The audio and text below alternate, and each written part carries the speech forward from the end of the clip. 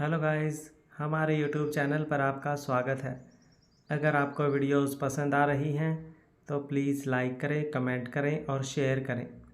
अगर आपने चैनल को अभी तक सब्सक्राइब नहीं किया है तो प्लीज़ चैनल को सब्सक्राइब करें। 7 महीने बाद शेखावत मेंशन।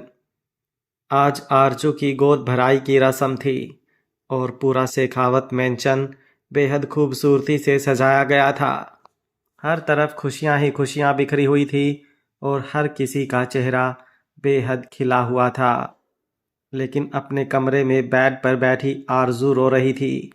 उसकी आंखों से आंसू उसके गालों पर लुढ़क रहे थे और उसके सामने जमीन पर घुटनों के बल तक्षक बैठा था। तक्षक के हाथों में आरजू का पैर था जिस पर वो मसाज कर रहा था, क्योंकि आरजू के पैर पर बहुत ज़्यादा स्वेलिंग हुई थी। उसका पैर बेहद लाल और उसमें दर्द भी हो रहा था, जिसकी वजह से वो अपने पैरों पर ढंग से खड़ी भी नहीं हो पा रही थी। लेकिन सबसे ज़्यादा बुरा उसे इस बात का लग रहा था कि तक्षक उसके पैरों को हाथ लगा रहा था। वही तक्षक अब उसके पैरों की मसाज करते करते उसे घूर कर देखने लगा तो आरजू अपने आंसू साफ करते हुए बोली, मैं क्या करूं?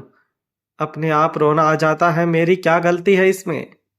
तक्षक उसे गुस्से से देखते हुए बोला, तो इन आंसुओं को जल्दी से साफ करो। तुम्हें पता है ना, मुझे तुम्हारी आंखों में आंसू बिल्कुल नहीं पसंद। और मैं हूं ना, मैं कर रहा हूं ना मसाज। बहुत जल्दी देखना, ये सारी स्वेलिंग चली जाएगी और बिल्कुल भी दर्द नहीं होगा। बस थोड़ी देर और। बोलते हुए वो एक बार फिर से उसके पैरों पर अच्छे से मसाज करने लगा था। प्रेगनेंसी में पैरों की स्वेलिंग होना बहुत नॉर्मल चीज़ थी और आरजू को ये प्रॉब्लम लगातार हो रही थी और तक्षक रोज उसके पैरों को यूं ही मसाज करता था। लेकिन आज ये स्वेलिंग बहुत ज़्यादा बढ़ गई। तक्षक उसके पैरों की तरफ देखते हुए बोला, लगता है तुम्हारे पैर ऐसे ठीक नहीं होंगे, मुझे कुछ और करना पड़ेगा। आरजू हैरानी से बोली, क्या करना पड़ेगा? तक्षक के चेहरे पर शरारती मुस्कुराहट आ गई तो आरजू का चेहरा भी लाल होने लगा। अगले ही पल तक्षक ने बड़े ही प्यार से उसके पैरों को चूमना शुरू कर दिया तो आरजू गहरी सांस लेने लगी। उसे कुछ कुछ होने लगा था। सिर्फ पैरों की ही नहीं, उसे और भी कई ज़्यादा प्रॉब्लम होती थी और उनमें से सबसे ज़्यादा बड़ी प्रॉब्लम थी उसकी क्रेविंग, जिसमें उसका मन तक्षक के करीब जाने का करता था, उसके प्यार में डूब जाने का करता था। उसके पैरों को बड़े ही प्यार से चूमकर तक्षक उन्हें बड़े ही प्यार से उनमें जूतियां पहनाते हुए बोला, अब मैं तुम्हें नीचे ज़मीन पर पैर बिल्कुल भी नहीं रखना दूंगा। आरजू मुंह बनाते हुए बोली, तो मैं चलूंगी कैसे? तक्षक अपनी जगह से उठा और अगले ही पल उसने आरजू को अपनी गोद में उठा लिया। आरजू ने तुरंत से अपने हाथ अपने बेबी बम पर रखे।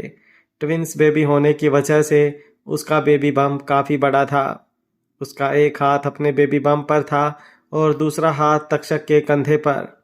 तक्षक उसे यूं ही अपनी गोद में उठाए हुए रूम से बाहर लेकर निकला और सीधा बाहर गार्डन की तरफ आया, जहां पर उसकी गोद भराई की रस्म होने वाली थी। बाहर सब उन दोनों का इंतजार कर रहे थे। अर्जुन और मन्नत भी अभी अरनाथ और अमानत के साथ वहां पर आए थे और निर्भय और तारा तो पहले ही वहां पर मौजूद थे। तारा की नज़र जब तक्षक और आरजू पर गई तो वो तुरंत से निर्भय की तरफ घूमी और बोली, जब मेरा बेबी बम 7 महीने का हो जाएगा तो आप भी मुझे यूं ही अपनी गोद में उठाएंगे। बोलते हुए उसने अपना हाथ अपने पेट पर रखा हुआ था, जो हल्का सा बड़ा दिख रहा था। निर्भय कुछ सोचते हुए बोला, लेकिन अभी तो 7 महीने होने में 4 महीने और बचे हैं ना।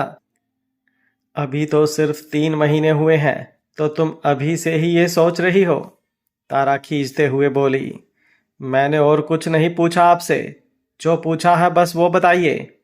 आप भी मुझे अपनी गोद में यूं ही उठाएंगे ना? निर्भय हल्का सा मुस्कुराया और बोला, मैं 4 महीने का इंतजार करूंगा ही नहीं। अगर तुम चाहो तो मैं अभी तुम्हें अपनी गोद में उठा सकता हूँ। कहते हुए वो नीचे झुकने लगा तो तारा उसे तुरंत से रोकते हुए बोली, नहीं नहीं, अभी नहीं उठाना, अभी तो मैं बिल्कुल ठीक हूँ। जब 7 महीने की प्रेगनेंसी हो जाएगी तब उठाना, तब मज़ा आएगा। बोलते हुए उसके चेहरे पर जो एक्साइटमेंट थी उसे देखकर निर्भय के चेहरे पर भी मुस्कुराहट तैर गई। आरजू को लेकर तक्षक बाहर सबके बीच आया तो अति ने जसन की तरफ देखा। जसन उसके कान के पास जाकर बोला, क्या हुआ, ऐसे क्यों देख रही हो? अति धीरे से बोली, देख रही हूं कि जिस तरह से तक्षक आपकी तरह रोमांटिक है तो क्या उसके होने वाले बच्चे भी उसके जैसे होंगे? जसन कुछ सोचते हुए बोला, हाँ बिल्कुल, रोमांस और एटीट्यूड तो यूं ही चलता रहेगा, फिर चाहे वो दादा हो या पोता। अति ने मुंह बनाते हुए उसे देखा और बोली, बस बस रहने दीजिए, इतना भी गुरूर करने की ज़रूरत नहीं है।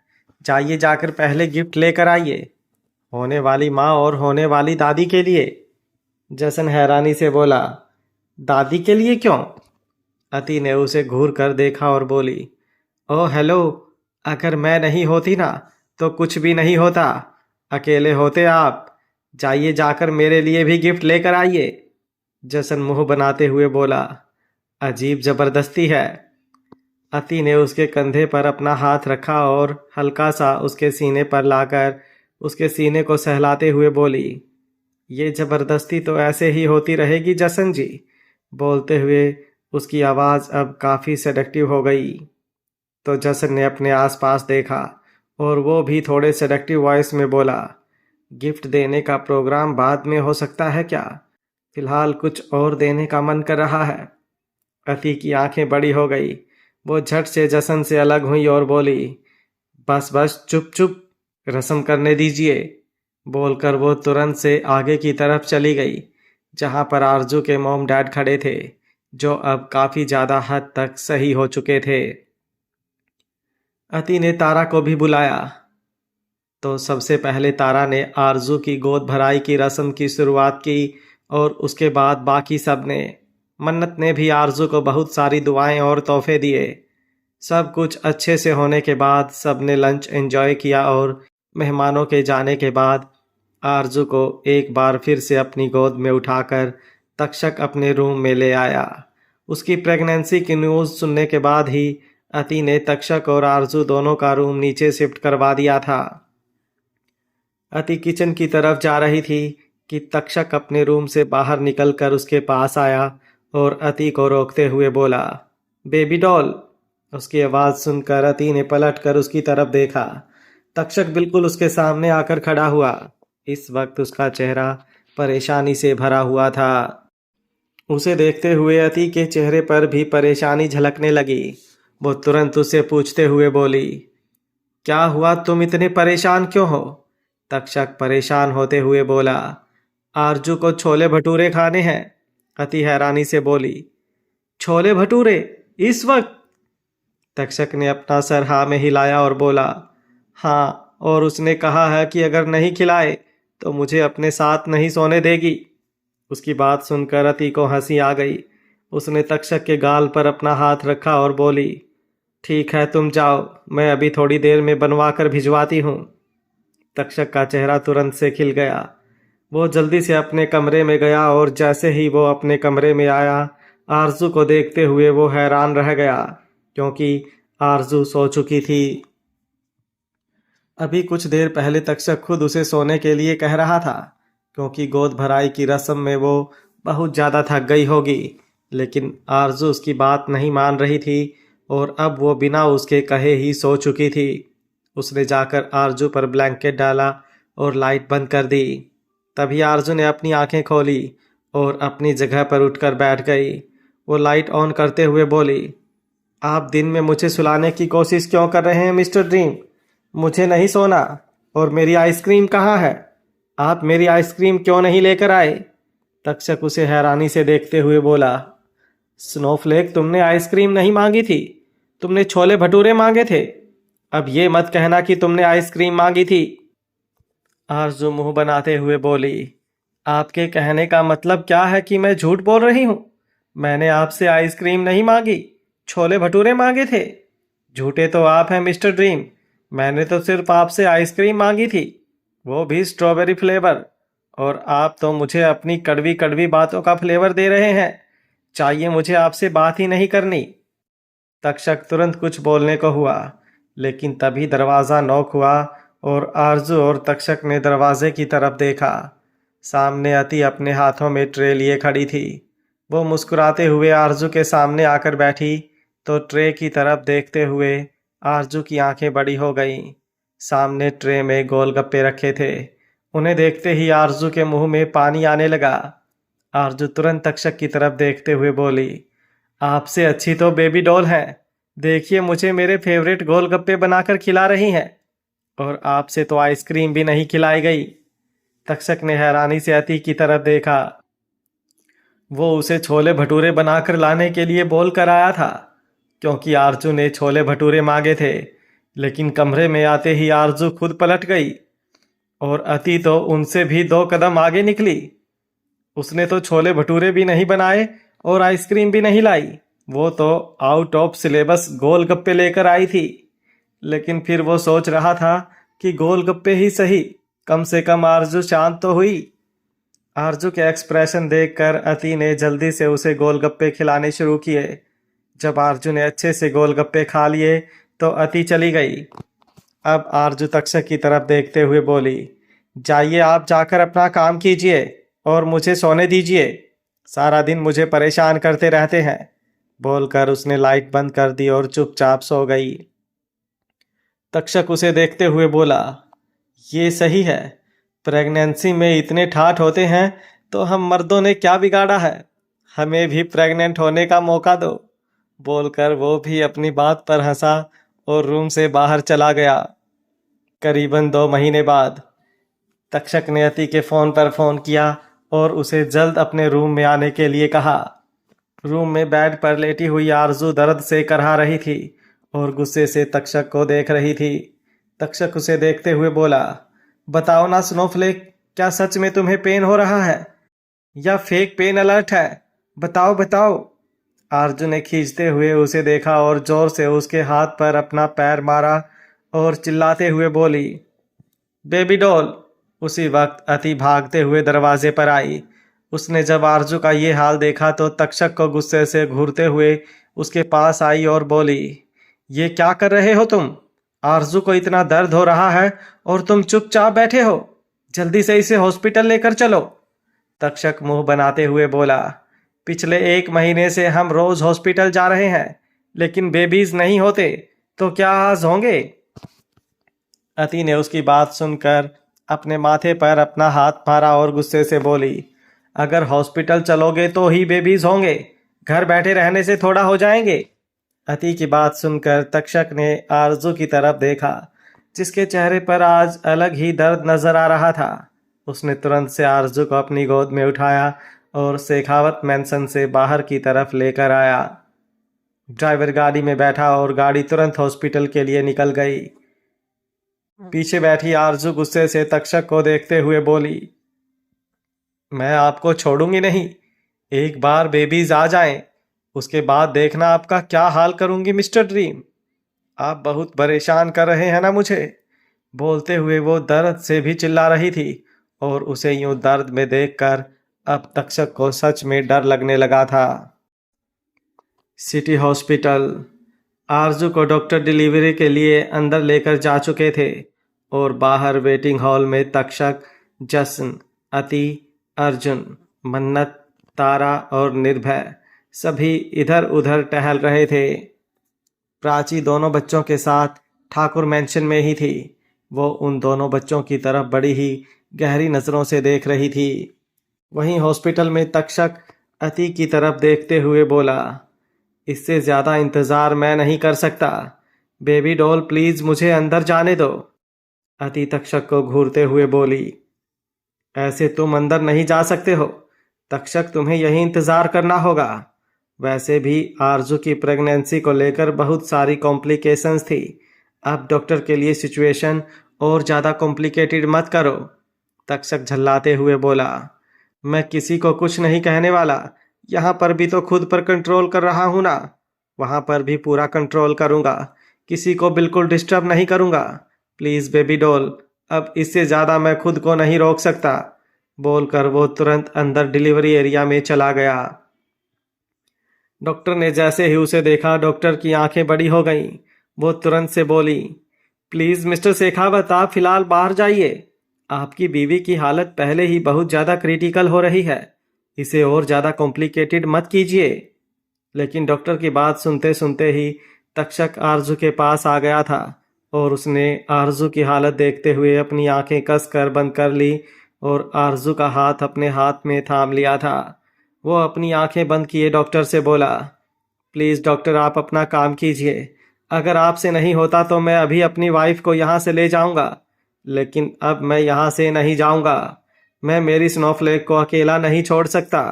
बोलते हुए उसने आरजू का हाथ अपने सीने से लगा लिया। आरजू का रो रो कर बुरा हाल हो चुका था। बाहर उसके रोने की आवाज़ नहीं आती थी, लेकिन अंदर हर कोई उसके रोने की आवाज़ काफ़ी देर से सुन रहा था। ट्विंस प्रेगनेंसी की वजह से उसे थोड़ी सी कॉम्प्लिकेशंस हो रही थी, लेकिन अब तक्षक का हाथ अपने हाथ में महसूस कर जैसे उसकी जान में जान आ गई थी और उसे ऐसा लग रहा था जैसे वो सब कुछ बर्दाश्त कर लेगी। उसने खुद को पुश करना शुरू किया तो डॉक्टर भी हैरान थे, क्योंकि अब तक आरजू ऐसे बिहेव कर रही थी जैसे वो बिल्कुल हिम्मत हार चुकी हो, लेकिन अब ऐसा लग रहा था जैसे वो सब कुछ हैंडल कर सकती है। डॉक्टर हल्का सा मुस्कुराई और उसने अपना काम करना जारी रखा। अति जसन की तरफ देखते हुए बोली, सब कुछ ठीक तो होगा ना जसन जी? मुझे बहुत टेंशन हो रही है, कहीं एंजल और बेबीज को कोई प्रॉब्लम ना हो जाए।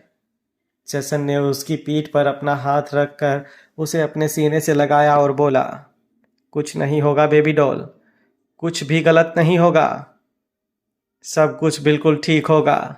बोलते हुए वो अति को संभालने की कोशिश कर रहा था, लेकिन वो खुद थोड़ा परेशान था, क्योंकि अभी अभी डॉक्टर बता कर गए थे कि आरजू को कुछ कॉम्प्लिकेशंस हो गई हैं, जिसकी वजह से शायद एक बेबी बच ना पाए। तारा का चेहरा भी डर से भरा हुआ था। निर्भय उसकी हालत को देखकर और भी ज़्यादा परेशान हो रहा था। वो तारा के पास उसे संभालने के लिए आया, तभी अचानक से तारा को चक्कर आ गए। वो नीचे ज़मीन पर गिरी।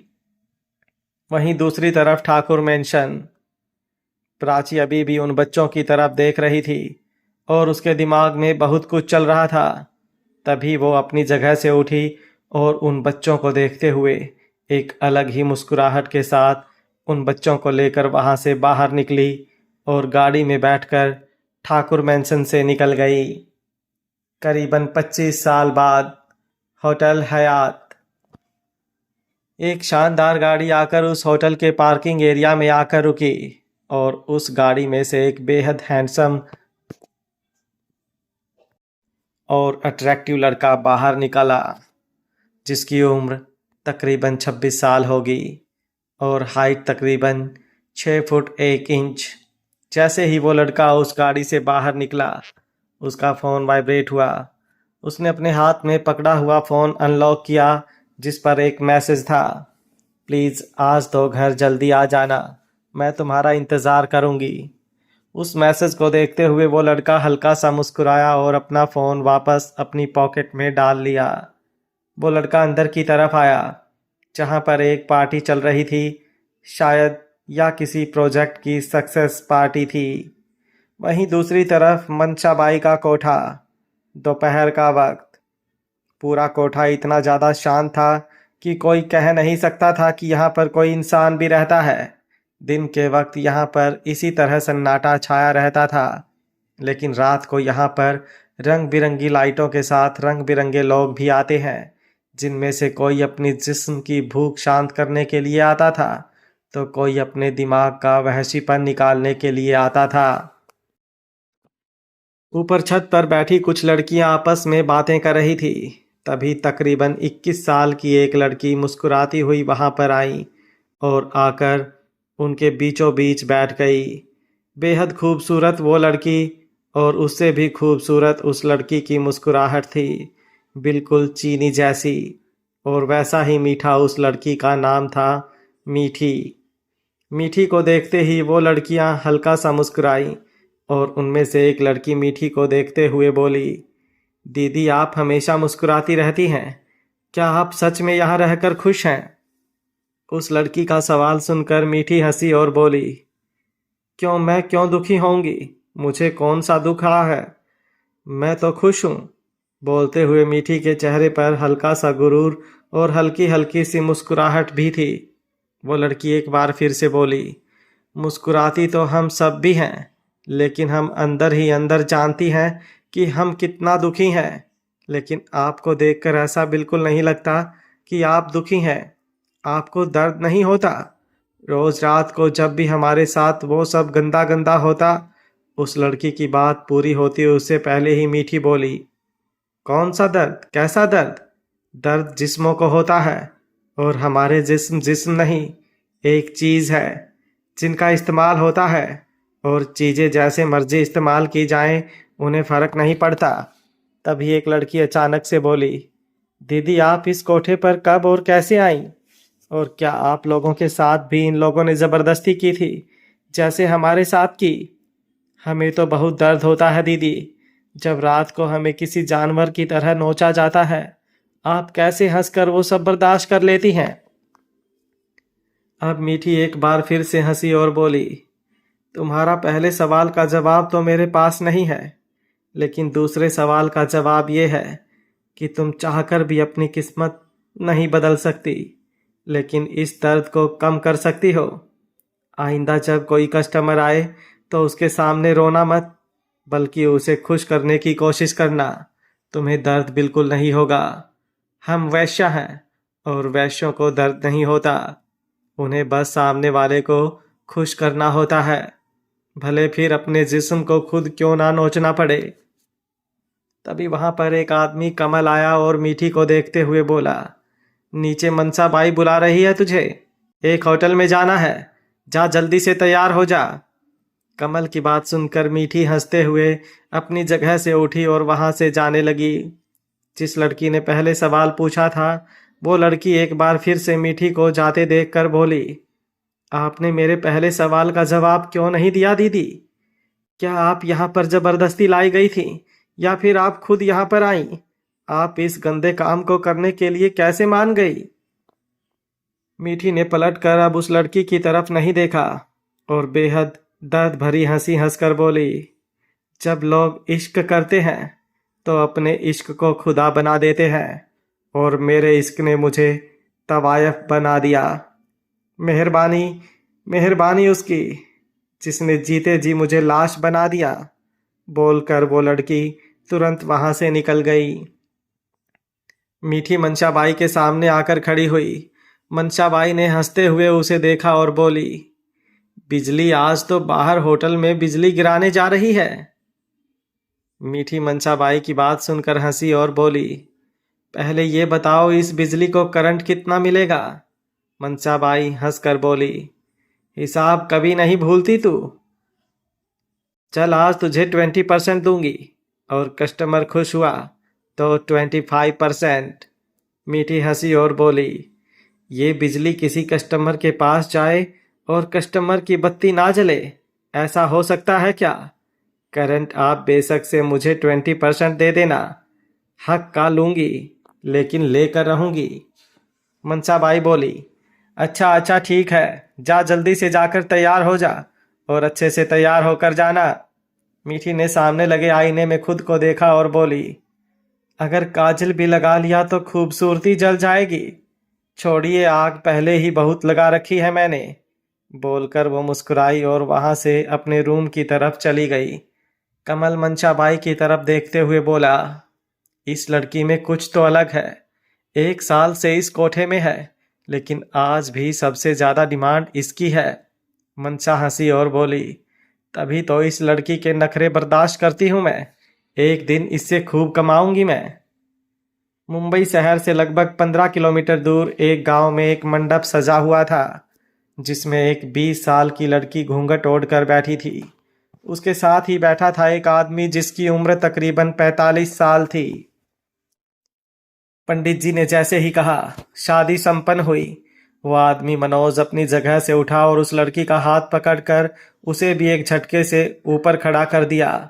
वो लड़की डर से अंदर तक सहम गई। तभी तकरीबन 60 साल की एक महिला मनोज को देखते हुए बोली, अरे थोड़ा कंट्रोल तो कर, तेरी ही है, आराम से मजे लेना, पहले ही दिन तोड़ देगा क्या बेचारी कांच की गुड़िया को। बोलते हुए उस औरत का लहजा बहुत व्यंग्य भरा था।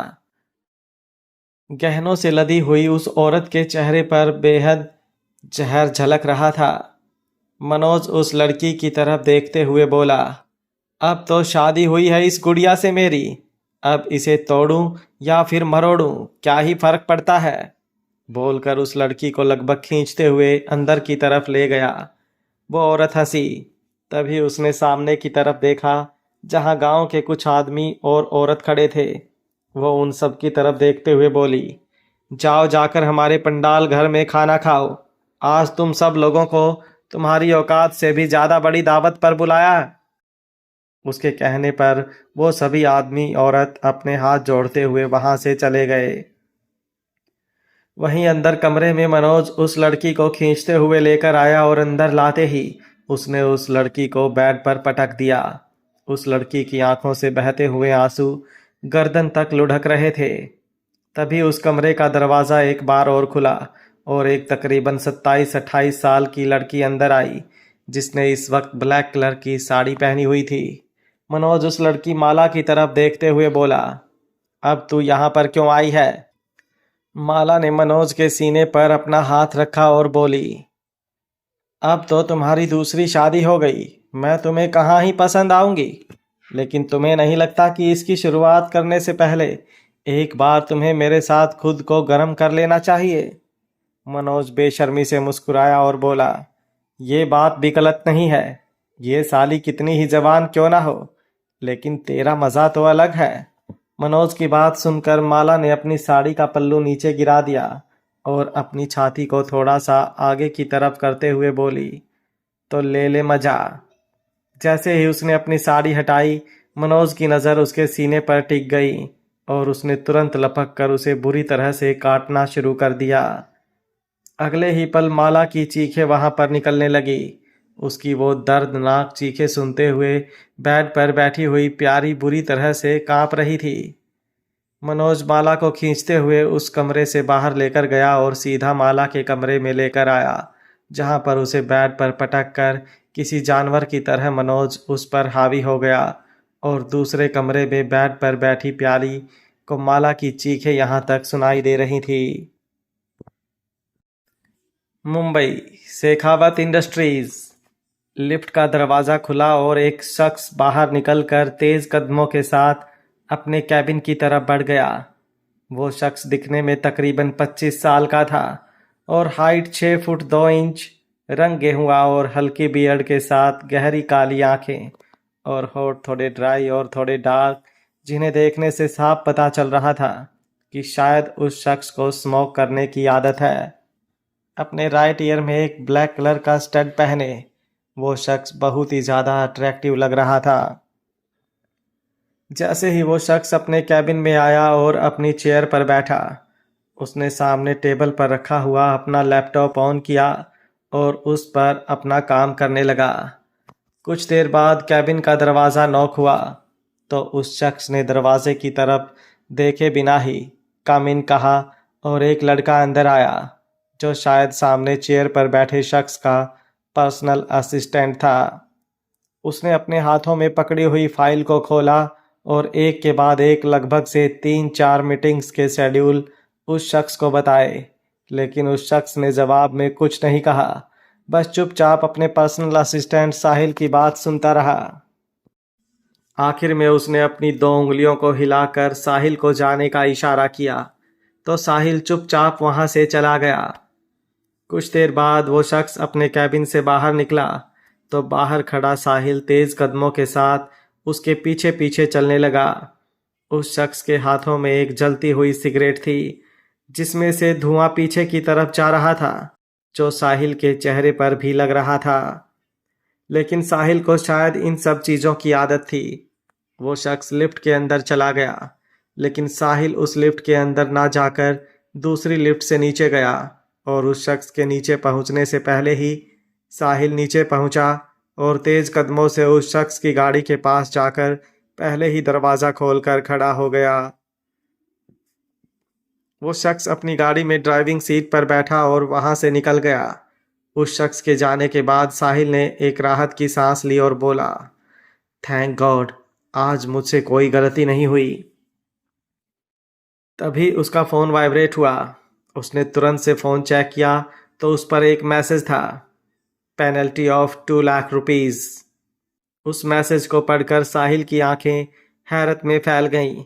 उसने तुरंत अपने माथे पर अपना हाथ रखा और बोला, आज तो मुझसे कोई गलती ही नहीं हुई, तो बॉस मुझे फाइन कैसे लगा सकते हैं।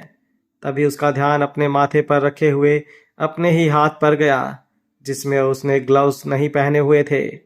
उसकी आंखें बड़ी हो गई। वो तुरंत से बोला, 1 लाख रुपए तो ग्लव्स के लिए, लेकिन दूसरी गलती क्या थी। बोलते हुए उसके चेहरे पर सवालिया एक्सप्रेशन थे, लेकिन उसके पास जवाब नहीं था। वो तुरंत गाड़ी में बैठा और बोला, इससे पहले कि मुझसे कोई और गलती हो, मुझे बॉस से पहले मीटिंग लोकेशन पर पहुंचना होगा। कुछ देर बाद साहिल की गाड़ी एक होटल के पार्किंग एरिया में रुकी। पार्किंग एरिया को देखते हुए उसकी सांस में सांस आई, क्योंकि अभी तक उसके बॉस की गाड़ी यहाँ पर नहीं आई थी। मतलब वो अपने बॉस से पहले पहुंच गया। अब बस उसे इंतज़ार था अपने बॉस का। तभी उस होटल के गेट से एक गाड़ी अंदर आती हुई दिखाई दी तो उसकी सांसें अब नॉर्मल होने लगी। उस गाड़ी में से उसका बॉस बाहर निकला और बेहद एटीट्यूड भरी चाल से चलते हुए होटल के अंदर की तरफ जाने लगा। साहिल ने तुरंत उस शख्स के पीछे पीछे अपने कदम बढ़ा दिए। तभी वो शख्स जो साहिल का बॉस था और शेखावत इंडस्ट्रीज का CEO, उसके सामने एक आदमी आकर खड़ा हुआ जिसने अपनी गोद में एक बच्चे को उठा रखा था। उस आदमी के कपड़े कटे फटे हुए थे और दिखने में उसकी हालत बहुत ज़्यादा बुरी लग रही थी, जैसे महीनों से वो इंसान नहाया ना हो। उस इंसान ने अपना हाथ शेखावत इंडस्ट्रीज के CEO के आगे भीख मांगने के लिए फैलाया तो उस शख्स के चेहरे पर एक हल्की सी मुस्कुराहट तैर गई। उसने अपनी पॉकेट में अपना हाथ डाला और एक 500 का नोट निकाला। 500 का नोट देखकर उस भिखारी की आंखें बड़ी हो गई और चेहरा खिल गया। लेकिन अगले ही पल उस शख्स ने अपनी दूसरी पॉकेट से लाइटर निकाला और उस नोट को आग लगा दी। उस भिखारी की आंखें हैरत में फैल गईं और साहिल फुसफुसाते हुए बोला, थैंक गॉड, बॉस ने इस आदमी को ही आग नहीं लगा दी। वो भिखारी गुस्से से बोला, मुझे पैसे देने के बजाय तुमने पैसे को आग लगा दी, कैसे इंसान हो तुम। वो शख्स बेहद गुरूर के साथ बोला, मेरा पैसा, मैं चाहे आग लगाऊं या फिर पानी में बहाऊं, तुम्हारी औकात नहीं है मुझसे सवाल करने की। इतनी ही प्रॉब्लम है तो जाओ जाकर कमाओ और जब हैसियत हो जाए तो मुझसे सवाल करने आना। उस वक्त अक्षर शेखावत तुम्हें भीख जरूर देगा। बोलकर अक्षर गुरूर से हल्का सा हंसा और तेज कदमों के साथ वहां से अंदर की तरफ चला गया।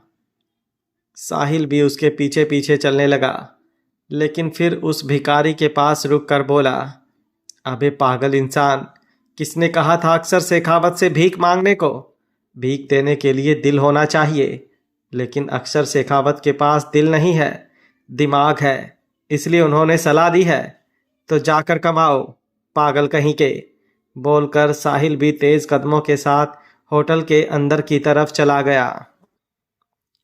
अंदर एक मीटिंग हॉल, जहां सब लोग किसी शख्स का बेसब्री से इंतजार कर रहे थे।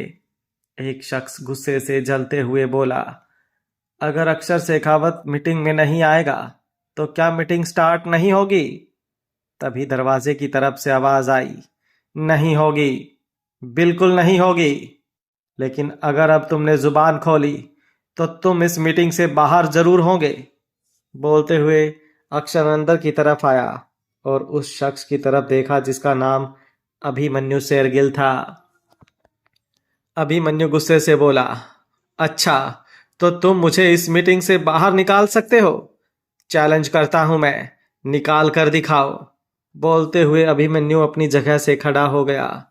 अक्षर ने एक नज़र साहिल को देखा तो साहिल ने तुरंत अपनी पॉकेट से सिगरेट का बॉक्स निकाला और एक सिगरेट अक्षर की तरफ बढ़ाया। अक्षर ने उस सिगरेट को अपने होठों में दबाया तो साहिल ने उस सिगरेट को लाइटर से जलाया। अक्षर की गहरी नज़रें उस मीटिंग हॉल में बैठे हर एक शख्स पर गईं तो सबका गला सूखने लगा। अक्षर ने होठों को गोल कर एक लंबा कश भरा और धुआं ऊपर की तरफ छोड़कर बोला, मुझे इस प्रोजेक्ट पर काम नहीं करना। वहां बैठे हर एक शख्स की आंखें बाहर आने को हो गईं। वो हैरानी से अक्षर को देखने लगे। अक्षर का इस प्रोजेक्ट से स्टेप बैक होना मतलब इस प्रोजेक्ट का पूरी तरह से लॉस में चले जाना, और वहां बैठा हर एक शख्स इन्वेस्टर था उस प्रोजेक्ट का, जो अपना ज्यादा से ज्यादा फायदा चाहता था। उनमें से एक आदमी बोला, आप ऐसा नहीं कर सकते मिस्टर अक्षर शेखावत, हमारे बारे में तो सोचिए। हम लोग आपके साथ काम करना चाहते हैं, तो प्लीज आप ऐसे बेवकूफ़ों पर ध्यान मत दीजिए। अक्षर हल्का सा मुस्कुराया और बोला, सॉरी बट मेरा अब इस प्रोजेक्ट पर काम करने का मन नहीं है, क्योंकि मुझे किसी बेवकूफ़ के साथ काम करने में कोई इंटरेस्ट नहीं। लेकिन हाँ, एक ऑफर है आपके लिए। अगर वो बेवकूफ़ इस मीटिंग हॉल से बाहर चला जाए तो मैं आप लोगों को ये प्रोजेक्ट देने के लिए सोच सकता हूँ। अक्षर की बात सुनकर अब सबकी नज़रें अभिमन्यु से अर्गिल पर चली गईं और एक आदमी अपनी जगह से खड़ा होकर अभिमन्यु की तरफ देखते हुए बोला, सॉरी मिस्टर अभिमन्यु, प्लीज़ आप यहाँ से चले जाइए। अब आप इस प्रोजेक्ट पर काम नहीं कर सकते। अभिमन्यु गुस्से से कांपते हुए अपनी जगह पर खड़ा अक्षर की तरफ देख रहा था, जिसके होठों पर सरकास्टिक स्माइल थी। वो अक्षर की तरफ आया और उसे अपनी गहरी नज़रों से देखकर गुस्से भरी आवाज़ में बोला, ये तुमने ठीक नहीं किया अक्षर शेखावत। तुम्हें क्या लगता है कि तुम बिजनेस किंग हो तो कुछ भी कर सकते हो? भूलो मत कि मैं भी कोई छोटा मोटा इंसान नहीं हूं। अक्षर हंसा और बोला, तुमने खुद ही बता दिया कि मैं क्या हूं और तुम क्या हो। मैं बिजनेस किंग हूं और तुम छोटा मोटा इंसान नहीं, लेकिन कोई बड़ी शख्सियत भी नहीं हो। एक बात हमेशा याद रखना कि हुकूमत सिर्फ किंग की चलती है। जंगल में रहकर कभी शेर को अपनी आंखें मत दिखाना। शेर हल्का सा गुर्राया तो जंगल से बाहर निकाल दिए जाओगे। नाउ गेट आउट, या फिर स्पेशल ट्रीटमेंट चाहिए। बोलते हुए अक्षर के चेहरे पर जो तिरछी मुस्कुराहट थी वो अभिमन्यु को और भी ज्यादा चिढ़ा गई थी। गुस्से से लाल होता अभिमन्यु वहां से तुरंत चला गया। उसके जाने के बाद अक्षर ने मीटिंग हॉल में एक नज़र डाली और फिर जाकर अपनी चेयर पर बैठ गया।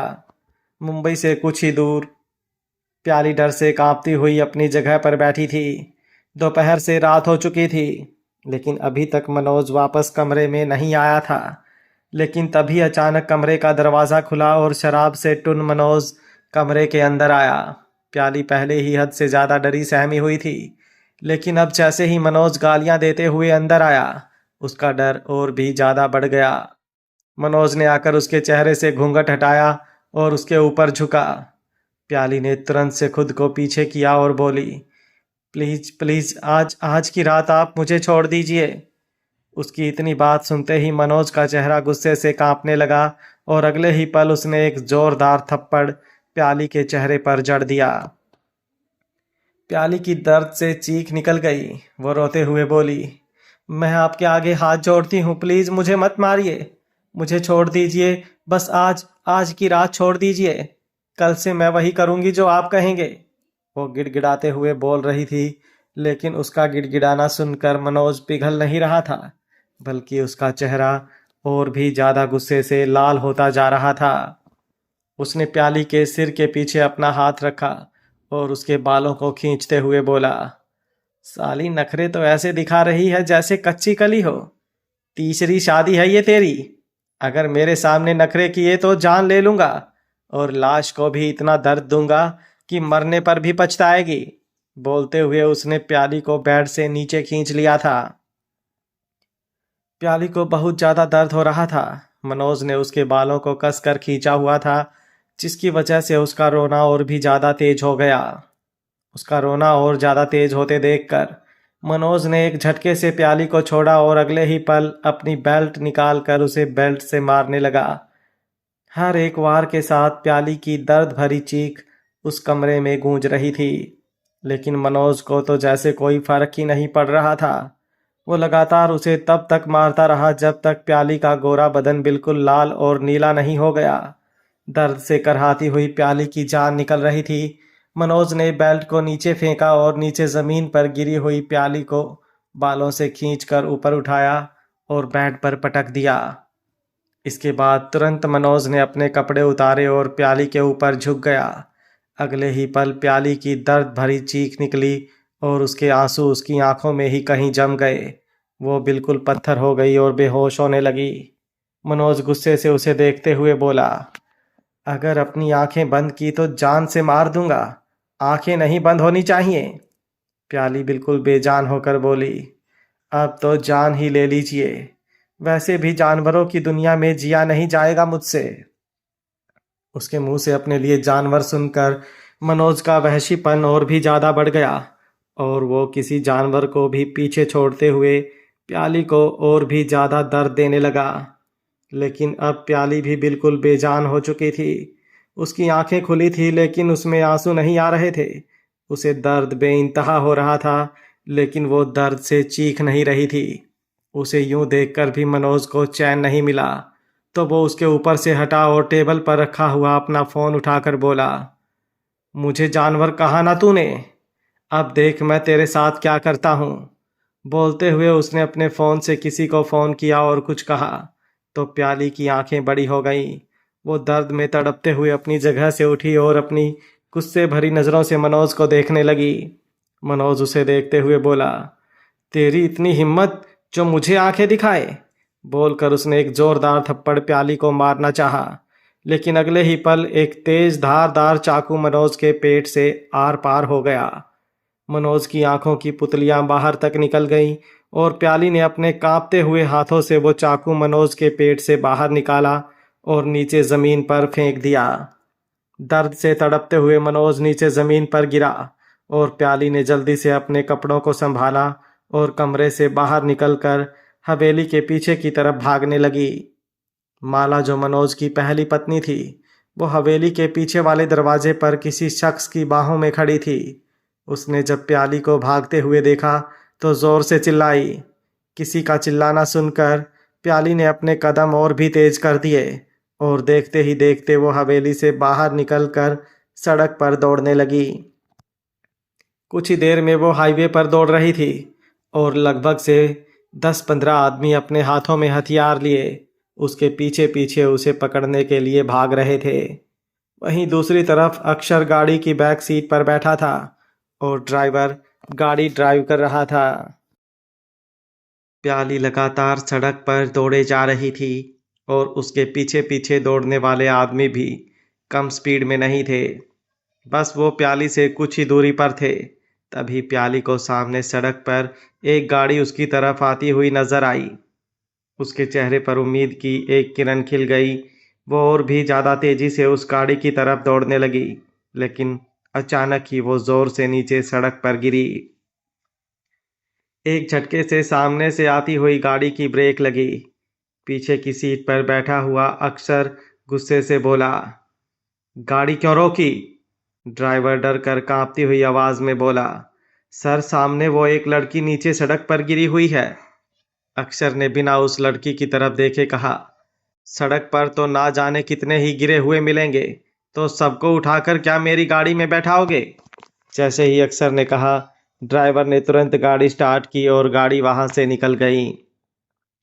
वहीं कुछ ही कदमों पर उस गाड़ी को देखकर जिन आदमियों के कदम रुक गए थे, अब उस गाड़ी के जाने के बाद वो आदमी तेजी से प्याली की तरफ आए और उसे देखने लगे।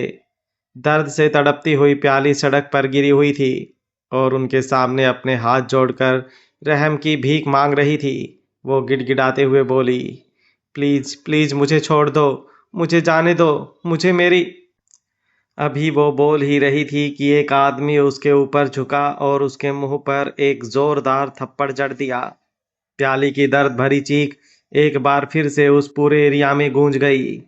सिर्फ कुछ ही कदमों की दूरी पर अक्षर का फार्म हाउस था, जहां पर उसकी गाड़ी एंटर हुई थी और अक्षर गाड़ी से बाहर निकलकर तेज कदमों के साथ फार्म हाउस के अंदर चला गया।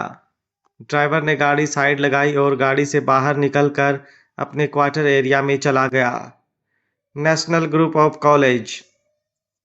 एक तकरीबन 21 साल की लड़की कैंटीन एरिया में बैठी थी, जिसका दिल जोरों से धक धक कर रहा था, क्योंकि आज उसकी कॉलेज की तरफ से रिप्लेसमेंट की गई थी और रिप्लेसमेंट में उसे ड्रीम इंडस्ट्रीज को ज्वाइन करना था।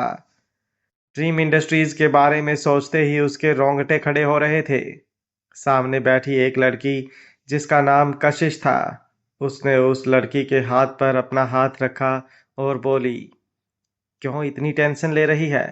उस लड़की ने कशिश की बात सुनकर अपना चेहरा ऊपर की तरफ उठाया। खूबसूरत सा चेहरा और आंखें जैसे एक गहरी झील, जिसे जो भी देखे बस उस झील में डूबना चाहे। होंठ जैसे गुलाब का फूल, नाजुक और उतने ही गुलाबी भी। उस लड़की ने गहरी सांस ली और बोली, कैसे ना सोचूं कशिश, तुम जानती हो ना ड्रीम इंडस्ट्रीज मतलब। उसकी बात पूरी होती उससे पहले ही कशिश हंसी और बोली, हाँ हाँ मैं अच्छे से जानती हूँ। ड्रीम इंडस्ट्रीज मतलब आहान शेखावत, और आहान शेखावत का नाम लेकर जन्नत ठाकुर का दिल जोरों से धक धक ना करे, ऐसा कैसे ही हो सकता है? जैसे ही जन्नत ने आहान नाम सुना, सच में उसका चेहरा जैसे चांद सा जलने लगा। आहान का नाम लेने से ही वो इस कदर सिहर उठी कि अगर इस वक्त आहान नाम का शख्स उसके सामने होता तो ना जाने शायद उसकी धड़कन भी रुक जाती। कशिश उसे देखते हुए अपने गाल पर अपना हाथ रखकर बड़े ही अंदाज से बोली, यार तुझे देखकर कोई नहीं कह सकता कि तुझे प्यार जैसी बीमारी भी हो सकती है। जन्नत ने उसे घूर कर देखा और बोली, आहान सिर्फ मेरा प्यार नहीं है, वो मेरी मोहब्बत है। बोलकर वो लड़की हल्का सा मुस्कुराई। कशिश उसे छेड़ते हुए बोली, अच्छा, अगर किसी दिन आहान ने तुम्हें सामने से प्रपोज कर दिया तो? जन्नत ने अब बड़ी ही अदा से मुंह बनाया और बोली, ऐसा तो कभी हो ही नहीं सकता। कहाँ उन्हें प्यार मोहब्बत भरी बातें आती हैं, वो तो बस जलना और जलाना जानते हैं। जब कभी सामने आते हैं, दिल जलाकर राख कर देते हैं, और धड़कनें तो जैसे उनकी मुरीद हैं, उनके लिए मुझसे ही बगावत करती रहती हैं। कशिश हंस कर बोली, तो ऐसा कर, अब तू भी बगावत करना शुरू कर दे। आहान को अपने प्यार का एहसास दिलवा, उसे बता कि तू उसे कितनी मोहब्बत करती है, और फिर बोलना अपने डैड को। जैसे ही उसने डैड शब्द कहा, जन्नत ने कशिश को घूर कर देखा। कशिश जल्दी से अपनी जुबान संभालते हुए बोली, सॉरी सॉरी डैड नहीं, तुम्हारे पापा, प्यारे पापा। प्यारे पापा सुनकर जन्नत के चेहरे पर मुस्कुराहट तैर गई। तभी सामने टेबल पर रखा हुआ उसका फोन बजा और वो तुरंत अपनी जगह से उठी। मुझे देरी हो रही है, मैं चलती हूँ, कल मिलेंगे, बोलकर वो तेज कदमों के साथ वहां से निकल गई। वो जैसे ही बाहर आई, कॉलेज के मेन गेट से कुछ ही दूरी पर खड़ी एक गाड़ी में ड्राइविंग सीट पर बैठे लड़के की आंखें चमक उठी। उसका दिल जोरों से धड़क उठा और साथ ही साथ चेहरे पर एक दिलकश मुस्कुराहट भी बिखर गई। तकरीबन 25 साल का वो लड़का पहले ही बेहद अट्रैक्टिव लग रहा था, लेकिन अब इस मुस्कुराहट के साथ तो वो बिल्कुल जानलेवा हो गया था। तभी साथ वाली सीट पर रखा हुआ उसका फोन बजा, जिस पर लिखा हुआ था डैड। उसने फोन रिसीव किया। सामने से आवाज आई, कहाँ हो रेहान? कब से तुम्हारी मॉम तुम्हारा इंतजार कर रही है, तुम जानते हो ना? रेहान हल्का सा मुस्कुराया और सामने जन्नत की तरफ देखते हुए बोला, मैं जन्नत देख रहा हूँ डैड। बोलते हुए उसके चेहरे की वो दिलकश मुस्कुराहट और भी ज्यादा लंबी हो गई। सामने से अब थोड़ी सख्त आवाज, ओए, किसी लड़की के साथ हो क्या? रेहान मुस्कुराकर बोला, नहीं, किसी लड़की के करीब हूँ। सामने से अब एक बार फिर से आवाज आई, तो जल्दी से उस लड़की से दूर हो जाओ और अपनी मॉम के पास पहुंचो, वरना आज मेरी बबल गम मुझे खा जाएगी। बोलकर निर्भय ने कॉल डिस्कनेक्ट कर दिया। रेहान ने अपने फोन की तरफ देखा और बोला, ओह गॉड, सारी दुनिया में एक ये दो लड़कियां हैं जिन्होंने दिल और दिमाग पर पूरी तरह से काबू कर रखा है। वेल, रेहान राठौर भी जानता है कि उसे अपने दिल और दिमाग पर कैसे काबू करना है। बोलते हुए उसने अपनी गाड़ी स्टार्ट की और जन्नत के बिल्कुल सामने आकर रोक दी। जन्नत की सांसें हलक में अटक गई, जैसे अचानक से गाड़ी एक झटके से उसके सामने आकर रुकी थी। वो बस हैरानी से उस गाड़ी की तरफ देखती रह गई।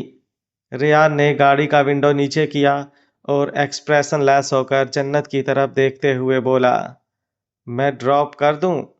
जन्नत ने रेयान को देखकर अपनी नज़रें झुकाई और बोली, नहीं, वो मैं मैनेज कर लूंगी। रेयान अब हल्का सा मुस्कुराकर बोला, इट्स ओके, जल्दी से गाड़ी में बैठो। उसकी बात सुनकर जन्नत ने अपना चेहरा हाँ में हिलाया और आकर रेयान के साथ गाड़ी में बैठ गई। ठाकुर मेंशन। तकरीबन 26 साल का एक शख्स तेज कदमों के साथ सीढ़ियों से उतर रहा था। जिस तरह से उसके कदम तेज थे, उसी तरह उसके चेहरे पर भी एक तेज था, जैसे वो शख्स अपनी नज़रों से ही किसी का भी दिल घायल करने की हिम्मत रखता हो। तभी मन्नत ने उसके सामने आकर उसका रास्ता रोका। अरनाथ मन्नत की तरफ देखते हुए बोला, प्लीज मॉम, अब फिर से मत शुरू हो जाइएगा। मन्नत मुस्कुराई और बोली, जब जानते हो मैं क्या बात करूंगी तो एक ही बार में बात खत्म क्यों नहीं कर देते? कर लो ना शादी, कब तक यूं ही कुंवारे घूमते रहोगे? अरनाथ मन्नत की बात पर हंसा और बोला, मॉम, शादी मुझे करनी है और बेसब्र आप हो रही हैं। वेल, अपनी बेसब्री को थोड़ा कंट्रोल में रखिए, क्योंकि मुझे आपकी दिखाई हुई लड़कियों में से कोई लड़की पसंद नहीं आई। मन्नत ने मुंह बनाया और बोली, आखिर कैसी लड़की पसंद आएगी तुम्हें? मुझे यही बता दो, ताकि मैं वैसी ही लड़की ढूंढना शुरू करूं। मन्नत की बात सुनते हुए अरनाथ कुछ सोचते हुए बोला, ऐसी लड़की जिसे देखने के बाद मैं किसी और लड़की की तरफ देखने का सोच भी ना पाऊं। ऐसी लड़की जिसे मैं देखूं तो बस देखता रह जाऊं। ऐसी लड़की जो देखूं मैं अपनी नज़रों से और वो बस मेरे दिल में जाए। ऐसी लड़की जिसके लिए मेरा दिल मुझसे कहे, परफेक्ट।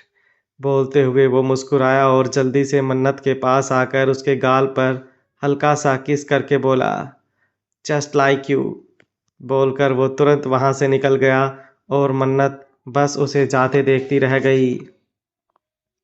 अभी कुछ ही देर हुई थी कि दरवाजे से किसी की आवाज़ आई, मॉम। उस आवाज़ को सुनकर मन्नत का दिल जोरों से धड़क उठा। वो आज बहुत अच्छी तरह से पहचानती थी, लेकिन यह आवाज़ अचानक से उसे सुनाई देना उसके दिल को एक बेचैनी सी दे गया। उसने तुरंत दरवाजे की तरफ पलट कर देखा तो तकरीबन 26 साल की एक लड़की दरवाजे पर खड़ी थी। उस लड़की को देखते हुए मन्नत के मुंह से धीमे से निकला, अमानत। अभी वो अपनी बढ़ती हुई धड़कन के साथ उस लड़की की तरफ बढ़ रही थी कि वो लड़की बेहोश होकर नीचे जमीन पर गिरी। वहीं दूसरी तरफ शेखावत फार्म हाउस हाल के बीचों बीच खड़ा अक्षर जोर से चिल्लाया, what the hell is this? कहाँ हो तुम सब? बोलते हुए वो पूरे फार्म हाउस में अपनी नजरें दौड़ा रहा था, लेकिन उसे कोई भी नजर नहीं आया।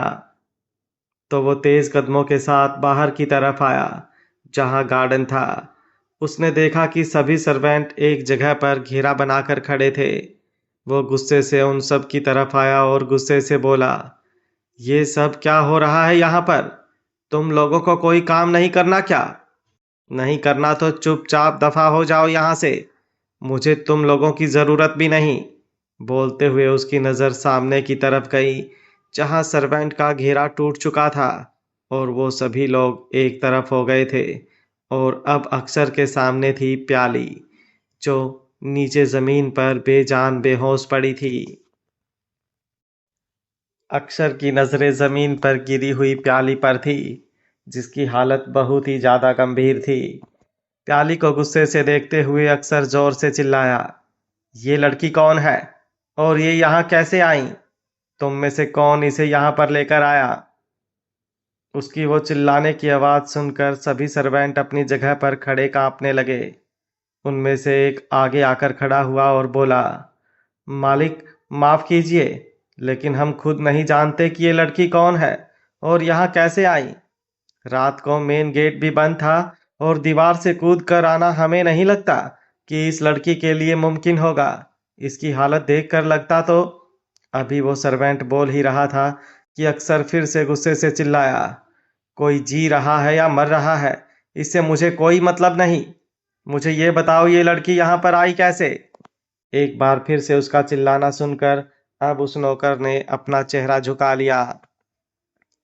एक दूसरा नौकर तुरंत आगे आया और बोला, हम खुद नहीं जानते ये लड़की यहाँ कैसे आई, लेकिन हम इसे अभी यहाँ से बाहर निकाल देते हैं। बस हमें 2 मिनट दीजिए। बोलकर वो नौकर प्याली की तरफ बढ़ने लगा, जो खून से लथपथ थी और खुले बालों में उसका चेहरा ढक रखा था। जैसे ही वो नौकर प्याली को हाथ लगाने लगा, अक्सर एक बार फिर से जोर से चिल्लाया, रुको। अपने भारी भारी कदमों से अक्सर प्याली के थोड़ा करीब आया और गहरी नजरों से उसे देखते हुए बोला, इसे अंदर लेकर जाओ और इसका ट्रीटमेंट करो। सभी सर्वेंट हैरानी से आंखें बड़ी हो गईं। एक सर्वेंट सवाल करते हुए बोला, पर मालिक इसे अंदर कैसे? अभी वो बोल ही रहा था कि अक्षर बेहद कड़क आवाज में बोला, मैंने जो कहना था कह दिया, और जो कहा है अब तुम वो करो। इतनी ही औकात है बस तुम्हारी। बोलकर उसने घूरते हुए उस नौकर को देखा और तुरंत वहां से अंदर की तरफ चला गया। जैसे ही वो अंदर गया, लेडी स्टाफ आगे आया और प्याली को उठाने की कोशिश करने लगी, लेकिन उसकी हालत बहुत ज़्यादा खराब थी। सिर पर गहरी चोट थी। वो जिंदा है इस बात की गवाही बस उसकी धीमी धीमी चल रही सांसें दे रही थी। इसके अलावा उसे देखकर यही लग रहा था कि शायद वो इस दुनिया में नहीं रही होगी, जिसके हर एक हिस्से पर घाव ही घाव नजर आ रहे थे और चेहरा भी खून से भीगा हुआ था, जिसे अब उसके बाल छुपा रहे थे। कुछ सर्वेंट ने तुरंत प्याली को वहां से उठाया और अंदर एक रूम में लेकर आया। वहां एक हेड सर्वेंट जिसका नाम सविता था, उसने जल्दी से डॉक्टर को कॉल किया और डॉक्टर को फार्म हाउस आने के लिए कहा। कुछ ही देर बाद डॉक्टर फार्म हाउस में आए और जैसे ही उन्होंने प्याली की हालत देखी, उनकी आंखें बड़ी हो गईं, क्योंकि प्याली का ट्रीटमेंट यूं घर पर करना पॉसिबल ही नहीं था। डॉक्टर सर्वेंट को देखते हुए बोले, सॉरी, इसका ट्रीटमेंट यहाँ नहीं किया जा सकता। और ट्रीटमेंट तो छोड़िए, ये भी नहीं कहा जा सकता कि इसकी जान बच सकती है या नहीं। इसे तुरंत हॉस्पिटल लेकर जाना होगा। तभी दरवाजे से आवाज आई, तुम्हें नहीं लगता कि फिलहाल तुम्हें भी हॉस्पिटल की जरूरत पड़ सकती है? जैसे ही आवाज आई, डॉक्टर ने तुरंत पलटकर दरवाजे की तरफ देखा। अक्सर को अपने सामने देखकर उसके चेहरे पर डर झलकने लगा। अक्सर आगे की तरफ आया और डॉक्टर की तरफ अपनी गहरी नजरों से देखते हुए बोला, चुपचाप जिस चीज के लिए बुलाया है वो करो। ये लड़की यहाँ से बाहर नहीं जाएगी। जो चाहिए वो इस फार्म हाउस में अवेलेबल करवाओ, वरना जो मैं करूँगा वो तुमसे बर्दाश्त नहीं होगा। मुझे ये लड़की बिल्कुल सही सलामत चाहिए। बोलकर अक्षर वहां से चला गया। उसने एक नज़र भी बेड पर लेटी हुई प्याली की तरफ नहीं देखा। डॉक्टर ने अब वापस प्याली की तरफ देखा और अपना फ़ोन निकालकर हॉस्पिटल में कॉल किया कि वहां से प्याली के ट्रीटमेंट के लिए सब कुछ अरेंजमेंट करवा सकें। वहीं दूसरी तरफ अक्षर वापस अपने रूम में आया और साहिल को फ़ोन किया। साहिल ने जैसे ही कॉल रिसीव किया, अक्षर ने उसे बताया कि कैसे फार्म हाउस में एक लड़की है। फार्म हाउस में लड़की का सुनकर साहिल की आंखें बड़ी हो गई। वो तुरंत बोला, आप फिक्र मत कीजिए बॉस, मैं अभी वहां पर आकर उस लड़की को वहां से बाहर। अभी वो बोल ही रहा था कि अक्षर गुस्से से बोला, तुम्हें कुछ करने की ज़रूरत नहीं है। बस इतना करो कि वो लड़की यहाँ है, ये बात किसी के पास पहुँचनी नहीं चाहिए। वो लड़की जिस हालत में है, अगर ये खबर बाहर गई तो बात शेखावत पर आएगी, और तुम जानते हो मुझे मेरे नाम पर उंगली उठे ये बिल्कुल बर्दाश्त नहीं। साहिल कांपते हुए बोला, जी बॉस। अक्सर एक बार फिर से बोला, किसी के पास नहीं मतलब किसी के पास भी नहीं। तुम समझ गए या फिर मैं समझाऊं? साहिल तुरंत बोला, मैं समझ गया बॉस। चशन सर और तक्षक सर को इस बारे में बिल्कुल पता नहीं चलेगा। अक्षर के चेहरे पर एक हल्की सी डेविल स्माइल आई और उसने तुरंत कॉल डिस्कनेक्ट कर दिया। लेकिन जैसे ही अक्षर ने कॉल डिस्कनेक्ट किया, साहिल ने तुरंत अपने फ़ोन से 2 फ़ोन किए और वो फ़ोन करते हुए वो बेहद कांप रहा था। होटल ताज महल पैलेस, रात का वक्त। एक गाड़ी उस होटल के पार्किंग एरिया में आकर रुकी और गाड़ी से अरनाथ बाहर निकला और तेज कदमों के साथ अंदर की तरफ आया। तकरीबन 10 मिनट बाद एक गाड़ी उस होटल के पार्किंग एरिया में आकर रुकी और उस गाड़ी में से कमल मीठी के साथ बाहर निकला और मीठी ने एक नज़र उस होटल की तरफ देखा और हल्की सी व्यंग्य भरी मुस्कुराहट उसके चेहरे पर ठहर गई। कमल मीठी की तरफ देखते हुए बोला, कभी सपने में भी सोचा था तूने ऐसे होटल में रात बिताएगी? कमल की बात सुनकर मीठी व्यंग्य से हंसी और बोली, ऐसे होटल में रात बिताने के लिए कीमत चाहिए होती है। मेरे पास तो मेरा जिस्म मेरी कीमत है। तू कीमत में क्या देगा? मीठी की बात सुनकर कमल गुस्से से बोला, मेरे सामने जुबान मत चलाया कर। मीठी भी गुस्से से बोली, तो फिर मेरे सामने अपनी जुबान भी अपनी औकात के हिसाब से खोला कर। दलाली अच्छी करता है बस वो कर, आंख उठाने की हिम्मत मत करना, वरना मीठी सिर्फ नाम की ही मीठी है, जुबान बहुत कड़वी है उसकी। बोलकर मीठी आगे की तरफ बढ़ गई। कमल उसे जाते देख गुस्से से बोला, एक दिन तेरी अकड़ मैंने अपने कदमों पर नहीं ला दी तो मेरा नाम भी कमल नहीं। बहुत ज्यादा गुरूर है ना तुझे अपने हुस्न का? तेरा यही हुस्न एक दिन मैं चूर चूर करूंगा। बोलकर वो नफरत से मीठी को देखता रहा और फिर उसके पीछे पीछे आया। एक प्रेसिडेंशियल सूट। अरनाथ सोफे पर बैठा था और उसके साथ एक बिजनेसमैन और बैठा था। यहाँ पर एक मीटिंग चल रही थी जो अरनाथ के आने वाले प्रोजेक्ट के बारे में थी। मीटिंग खत्म हुई तो अरनाथ ने उस बिजनेसमैन से अपना हाथ मिलाया और वहाँ से जाने लगा। तभी वो बिजनेसमैन उसे रोकते हुए बोला, आपको नहीं लगता मिस्टर अरनाथ, आपको थोड़ा टाइम यहाँ स्पेंड करना चाहिए? मैंने आपके लिए काफ़ी अरेंजमेंट कर रखे हैं। अगर आप चाहे तो हमें ज्वाइन कर सकते हैं। अरनाथ ने अपनी भौहें सिकोड़ते हुए उन्हें देखा और बोला, मुझे ऐसे एंजॉयमेंट में बिल्कुल भी इंटरेस्ट नहीं है। मिस्टर कपूर, आप इंजॉय कीजिए। मिस्टर कपूर हंसे और बोले, लगता है आप किसी रिलेशनशिप में हैं, इसलिए ऐसी चीज़ों से दूर रहते हैं। बट आजकल तो ये सब नॉर्मल है। कुछ एक्स्ट्रा तो होना चाहिए ना लाइफ में। अरनाथ हल्का सा हंसा और बोला, ये तो अपनी अपनी सोच है। आपको लगता है कि मैंने किसी के लिए खुद को रोक रखा है, लेकिन बात यह है कि आज तक मेरी लाइफ में ऐसा कोई आया ही नहीं जिसके लिए मेरे कदम खुद ब खुद रुक जाएं। और जिस दिन मेरी लाइफ में कोई आई, उसके बाद उसके अलावा किसी और के मेरी लाइफ में आने का सवाल ही नहीं बनता। मिस्टर कपूर हंसे और बोले, चलो ठीक है, मान लेते हैं आपकी बात। एंजॉय आप नहीं कर सकते, लेकिन ड्रिंक तो कर सकते हैं ना। बोलते हो उन्होंने सामने अपने पर्सनल असिस्टेंट को देखा तो उसने तुरंत से ड्रिंक के अरेंजमेंट करने शुरू कर दिए। अरनाथ का ड्रिंक करने का बिल्कुल मूड नहीं था, लेकिन बेमन से ही उसने सामने टेबल पर रखा हुआ एक ड्रिंक का शॉट उठाया और उसे ख़त्म करते हुए बोला, now you enjoy your self, have a good night. बोलकर अरनाथ तुरंत वहाँ से चला गया। जैसे ही वो रूम से बाहर आया, उसके फ़ोन पर वाइब्रेशन हुआ और उसने अपनी पॉकेट से फ़ोन निकाला। वहीं दूसरी तरफ सामने एक ब्लैक कलर की साड़ी पहने एक लड़की आगे की तरफ आ रही थी। वो लड़की कोई और नहीं, मीठी थी, जिसके पीछे पीछे कमल था जो गुस्से से देख रहा था। कमल उसे गुस्से से देखते हुए मन ही मन बोला, बहुत लाडली है ना तू मंशा बाई की, आज देख तेरे साथ क्या होता है। बोलते हुए उसके चेहरे पर शातिर मुस्कुराहट थी। उसने मीठी की आवाज़ लगाई, ए बिजली। उसकी आवाज़ सुनकर मीठी ने पलट कर देखा। कमल तुरंत उसके करीब आया और बोला, मुझे लगता है हम गलत फ्लोर पर आ गए। हमें रूम नंबर 501 में जाना है, लेकिन ये रूम नंबर तो अलग है। मीठी हैरानी से बोली, 501 में नहीं, हमें 105 में जाना है। मीठी गुस्से से बोली, तू पागल हो गया है क्या? टाइम क्यों वेस्ट कर रहा है? चल अब यहाँ से। बोलकर उसने वापस लिफ्ट की तरफ अपने कदम बढ़ा दिए। वहीं दूसरी तरफ अपने फोन पर बात कर रहे अरनाथ ने अपने सिर पर अपना हाथ रखा।